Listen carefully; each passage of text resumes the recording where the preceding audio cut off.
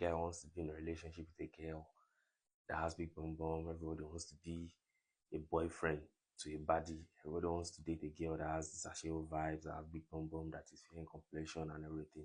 It is not. It's never a bad thing. It is good. Yes, it is good because I believe everybody has their rights. Everybody has the right to their own decision. Everybody has their own spec, and everybody's sitting from different perspectives. So whatever choice you make, you have your reason for going for that. It is not a problem. But one thing I think we need to talk about in this generation is the fact that when you walk up to some guys and be like, okay, before you consider going into a relationship with a girl, what are the things you think she needs to have, or what are the things you feel you have to see in a girl before you can think of having her as a girlfriend? And the first thing you would hear some guys saying is she must have big bum bum, she must have big D's, she must be fair in complexion, she must have this. That is their own choice. But I think to some extent we need to talk about prioritizing having a prayerful partner. Yes, I think it's time we need to start talking about that because there are some things that are happening now that requires you to have a very strong, supportive, and a prayerful partner. Yes, because the time will come, those big bum bum will fade away. That fear complexion that you think it's what you like in a woman that makes you fall in love with her at first. The time will come and those things will fade away. There are some real life challenges that requires you to go down on your knees and pray. But if you are in a relationship with someone that is very weak when it comes to prayer, it will surely affect you both. This is not, I'm not saying this for you to feel bad, for you to be scared or something.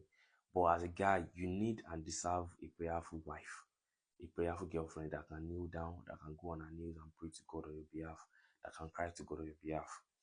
As a lady, you need a guy that can trigger you to pray to God, that can trigger you to go to church and serve God.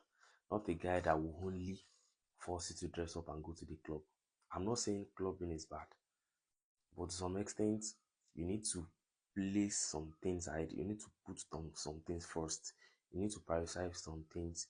As a guy, if you cannot boast of your girlfriend that whenever you're having issues, you can talk to her about anything that because you know she will surely go down on her knees and pray to God and cry to God on your behalf, then you're on a long thing. You are on a long thing. As a girl, if you cannot boast about the person you are dating, that no matter what happens, whenever I tell my man about something, I know he will surely pray. He will ask us to pray about it and everything will be fine. If you are not that kind of girl that your man can boast of in the public, that I know my girlfriend, whenever something is wrong, I'm always eager to tell her what is wrong because I know she will surely go down on her knees and pray to God.